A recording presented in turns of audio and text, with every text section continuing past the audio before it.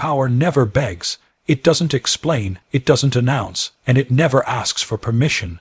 The ones who truly hold the reins of influence are not the loudest in the room. They're the quiet ones who don't need to speak to be heard.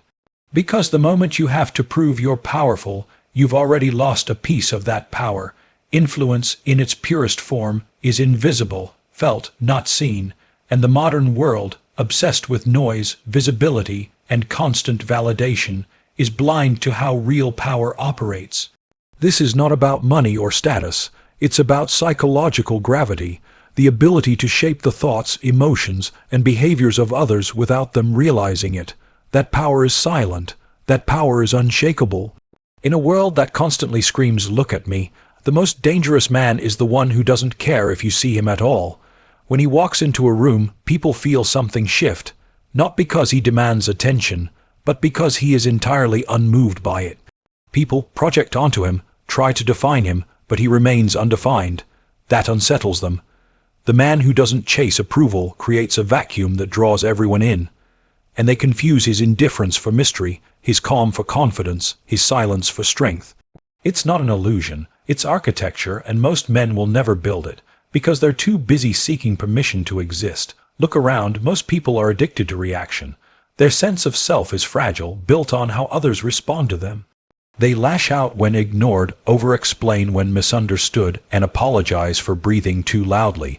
But the man who has mastered silence doesn't flinch. He doesn't need to explain himself. He lets the world think what it wants, because he knows that control isn't found in correcting the narrative. It's found in outlasting it. You do not defeat false perceptions by arguing against them. You defeat them by surviving them. Truth doesn't win because it shouts the loudest. It wins because it doesn't disappear. But silence isn't passive, it's strategic. It's a calculated absence that destabilizes people who thrive on predictability. When you remove yourself from the endless loop of reaction, you become a question mark. And people hate unanswered questions. That's why they poke, provoke, and prod, hoping to pull you back into the game. Don't fall for it. Every reaction is a rope thrown at you, trying to drag you into a fight that benefits them. Don't pick it up. Let them punch shadows. Let them go crazy trying to decode a man who refuses to broadcast his soul. The man who never raises his voice has already won. Why? Because his restraint forces others to reveal themselves. In silence, people talk too much. They fill the void with confessions, projections, and desperation. Let them. While they chase clarity, you build ambiguity. While they overexpose, you remain underdefined. And that's terrifying, because what can't be labeled can't be controlled. That's the paradox of power. The less you reveal, the more people obsess over what you might be hiding. They fear what they cannot name. And you, remaining unreadable, become larger in their minds than you are in reality. But to wield silence like a weapon, you must be immune to discomfort. Most men crumble in silence. They fill it with noise, hoping to drown the sound of their own insecurity. But the man who embraces discomfort becomes a fortress, because when you're no longer afraid to be misunderstood, ignored, or rejected, you've stripped the world of its weapons. They can't use silence against you. They can't use absence, delay, or ambiguity. You've turned every weakness into a wall, and from behind that wall you operate without interference. It is tempting to fight for clarity, to demand that the world see you as you are. But that's not power, that's pleading. Power lets them misjudge. It watches people get it wrong, and smiles, because it understands this. While they obsess over decoding your identity, you've already moved 3 steps ahead. You've made your next play while they're still arguing about your last one, and by the time they catch up, the game has changed entirely. The strongest men do not correct misunderstandings. They do not explain absences. They do not chase closure. Why? Because they understand that power is preserved through distance, not proximity. The moment you come too close, you lose your mystique. The moment you explain, you weaken the tension. You can be liked or you can be respected, but rarely both at the same time, and when you choose respect, you must learn to live with being misread. That is the price of dominance. Power doesn't operate on the surface. It lives in the shadows, behind the curtain, under the silence, and those who mistake quiet for weakness will always lose to those who weaponize restraint. The world is a performance. Most people are busy acting. But the man who doesn't play, the one who just watches, becomes the director. He doesn't need to shout action. He lets the actors exhaust themselves. Then, when the time is right, he rewrites the script, not with words, but with presence. You don't have to win every argument. You don't have to prove your point. In fact, the more you try to prove it, the more you give away your position. Think of it like chess, the silent piece. The one that moves without announcement is the most lethal. It's not the flashiest that wins. It's the one that waits, that calculates, that lets the others tire themselves out with noise and movement. Then, when the field is clear, it strikes once. Clean, surgical, final. In relationships, in leadership, in conflict, he who controls the tone controls the terms, and tone is set through presence, not volume. The calmest man in the room is often the most dangerous, because his calm is not passivity. It's dominance in disguise. When others escalate, he de-escalates, not out of fear, but out of confidence. He knows that true strength doesn't react, it decides, and that decision is rarely made in public. Understand this: silence is not emptiness. It's pressure, it's tension, it's space loaded with meaning. The man who uses it well becomes an architect of unease, and in that unease others reveal themselves. They confess, apologize, overstep, retreat, all while he sits still. Stillness then is not absence, it's assertion. It says, I don't need to move because I already own this moment.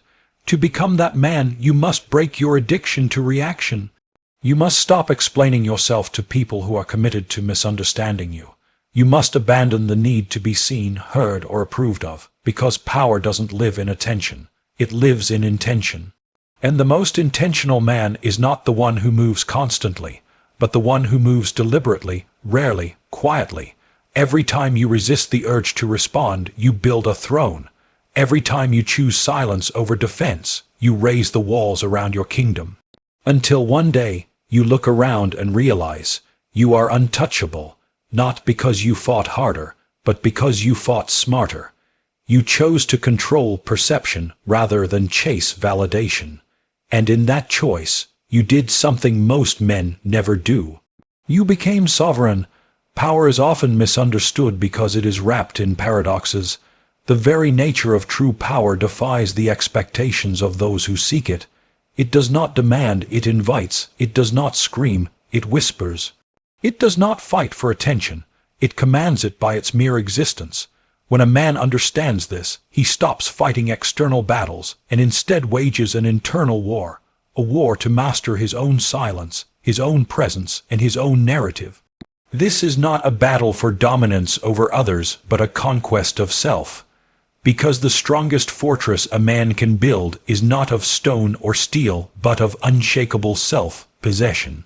Consider how often we see men desperate for recognition, scrambling for validation, and measuring their worth by applause. They shout, compete, posture, and then wonder why true respect evades them. Respect is not given to those who demand it. It is earned by those who transcend the need for it. The man who commands respect without asking is like gravity, invisible, yet impossible to ignore. You feel his pull even if you do not see him, and that pull is not something you turn off. It is a constant force, shaping the behavior and thoughts of those around him. This is why many men confuse loudness for power. The marketplace rewards noise. The influencers, the broadcasters, the ones with megaphones and endless platforms. But look closer. Beneath the clamor, beneath the spectacle, real power remains silent, controlled, reserved. It is a quiet storm that breaks walls not by force but by inevitability. The loudest man in the room may win the momentary battle, but the silent man wins the war, because power is not about winning every argument. It is about not needing to argue at all. Silence is a language, and like any language, it can be spoken poorly or masterfully. The untrained man fears silence because it reveals his weaknesses. He fills it with words, with apologies, with justifications, desperate to avoid the uncomfortable void where true selfhood resides.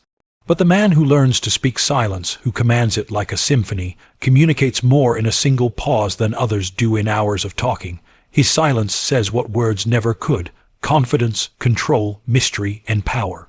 This mastery of silence creates a form of psychological leverage. Others are drawn to it, compelled by it, but unable to define it. They try to break it down with questions, assumptions, and projections, but the silence remains unmoved. And in their attempts to decode it, they expose themselves. They reveal their intentions, their fears, their weaknesses. The silent man watches, quietly collecting this data, while others run around trying to fill the emptiness they fear. This is not manipulation, it is awareness, and awareness is the foundation of influence. A man who controls his silence controls the room, but controlling silence requires emotional discipline. It demands that you overcome your instinct to react, to defend, to explain, to justify. Because every reaction is a surrender of power. When you react, you hand your emotional control over to someone else. You make them the author of your story, the director of your emotions. The man who does not react remains the sole author of his narrative. His emotions are his own, not borrowed from the judgments of others. In this way, silence becomes a shield and a sword.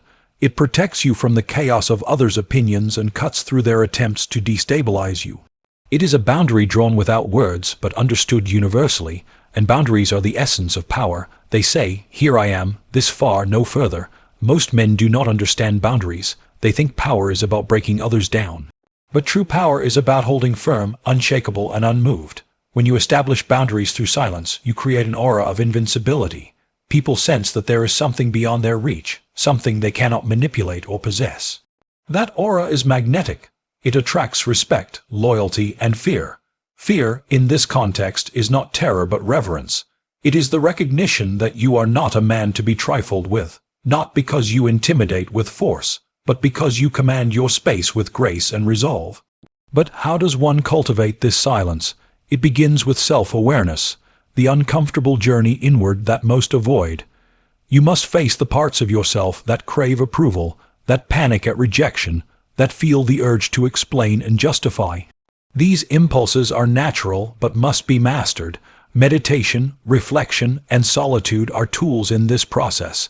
In silence, you hear the truth of your own mind. You learn where your power truly lies, not in external validation, but in internal sovereignty. This internal work is not quick or easy. It requires patience and persistence. You will falter. You will feel the pull to break your silence, to defend yourself against accusations or misunderstandings. Resist. This is the moment when power is tested. The stronger you become in your silence, the more others will try to provoke you. They will mistake your silence for weakness and push harder. But the more you hold, the stronger you become. Like a steel cable under tension, power is forged in resistance. Another key to mastering this silence is the art of selective communication. The silent man does not refuse to speak. He chooses when and how to speak. His words are rare but weighted with significance. When he does speak, others listen because they know it matters. This economy of speech creates anticipation and respect. People lean in, craving clarity from a man who offers it sparingly. Contrast this with the constant chatter of those who speak without purpose, who dilute their presence with empty words. Think of silence as a form of strategic withdrawal. In battle, the best generals know when to advance and when to retreat. Sometimes the most powerful move is to step back, to disappear from the fray and let the battlefield settle. When others exhaust themselves fighting over trivialities, the silent man conserves his strength. He waits patiently for the right moment to assert himself with precision and impact. This patience is often mistaken for passivity but is in fact the height of power. In relationships, this dynamic is even more critical. Emotional reactions can be traps laid by others to gain control. When you respond emotionally to provocation, you lose the upper hand. The silent man, however, maintains composure. He listens more than he speaks. He lets others reveal their true colors. By withholding immediate judgment or response, he forces reflection and uncertainty. This creates a psychological imbalance in his favor, because people are uncomfortable with silence. They rush to fill it, often revealing too much. There is also a profound lesson here about authenticity. The silent man is not silent because he hides. He is silent because he is comfortable with himself. He does not fear judgment because he is not defined by it. This comfort is the result of years of self-mastery. The more you know yourself, the less you need to defend yourself, and the less you defend, the more you command. This is the cycle of silent power. Self-knowledge leads to silence, which leads to influence, which reinforces self-knowledge. Now, let's consider the role of vulnerability. Modern culture often equates vulnerability with weakness, but real vulnerability is not about exposure for the sake of attention. It is about honesty without fear. The silent man is vulnerable in his own way, but he chooses when to show it and to whom. He is selective with his openness, revealing layers only to those who have earned his trust. This selective vulnerability builds deeper connections and fortifies respect. It is a controlled exposure, not reckless oversharing. One of the most misunderstood aspects of power is the relationship between silence and humility. Humility is not self-deprecation. It is the recognition of your limits combined with confidence in your strengths. The silent man is humble enough to listen, to learn, and to acknowledge what he does not know, but he is confident enough not to over-explain or justify. This balance creates a presence that is both approachable and formidable. People sense that he is grounded, not fragile, and groundedness is the foundation of all lasting power. This groundedness manifests in how the silent man handles conflict. He does not escalate. He does not react impulsively. Instead, he assesses and acts deliberately. When confrontation is necessary, it is precise, measured, and decisive.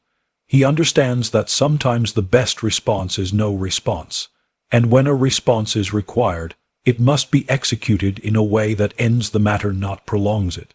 His goal is always resolution, not chaos. The silent man also understands the power of absence. To be everywhere is to be nowhere. When you are constantly present, constantly visible, you lose mystery and impact. By contrast, the man who appears selectively creates desire and curiosity. His absence creates a space that others want to fill, with admiration, questions, or even fear. This absence is not abandonment, but strategy. It is the deliberate choice to create distance that amplifies presence. Consider how this plays out in the digital age, where constant connectivity tempts us to be endlessly available. The silent man resists the urge to respond immediately to every message, to post incessantly, or to broadcast every thought. He understands that scarcity breeds value. By limiting his presence online and in social circles, he increases his influence. People learn to wait for him, to respect his time, and to value his attention. In a world drowning in noise, this restraint is revolutionary. But what happens when others try to break this silence, when they criticize, provoke, or question your absence? The silent man does not engage in these battles. He lets their noise pass like water over stone. Their attempts to unsettle him bounce off the wall of his calm. He knows that responding would only validate their effort and drain his energy. Instead, he remains still, a mountain unmoved by the storm, and storms eventually always pass. This mastery of silence also allows the man to cultivate deeper intuition. When you quiet the noise around you, you hear the subtle signals others miss. You notice patterns in behavior, shifts in tone, and unspoken truths. This intuition is a form of power in itself, allowing you to anticipate moves, navigate complex social dynamics, and make decisions with clarity. Silence creates the mental space necessary for this heightened awareness. It is important to realize that this path is not for everyone. It requires strength, discipline, and often solitude. The silent man walks a road less traveled, a road that leads away from the crowd's approval and towards his own sovereignty. It is a lonely road at times, but it is the only road to true freedom, because freedom is not being owned by the opinions of others. Freedom is owning yourself completely. As you listen to these words, consider where you place your power. Do you give it away with every reaction, every explanation, every attempt to be liked, or do you gather it quietly, patiently, building a presence that cannot be ignored? The world will try to pull you into its chaos, but the strongest men are those who resist. They are the ones who sit calmly in the eye of the storm, unshaken and unmoved. This is the paradox of power. It is strongest when it appears weakest. It is most profound when it is least visible. It does not demand your belief. It commands it through presence, and presence is something you cultivate in silence. So, begin your journey not by raising your voice, but by lowering it. Not by demanding attention, but by withdrawing it. Not by explaining your value, but by embodying it. The silent throne is waiting for you. It is built with patience, restraint, and unshakable self-possession. When you claim it, you become more than a man, you become a force.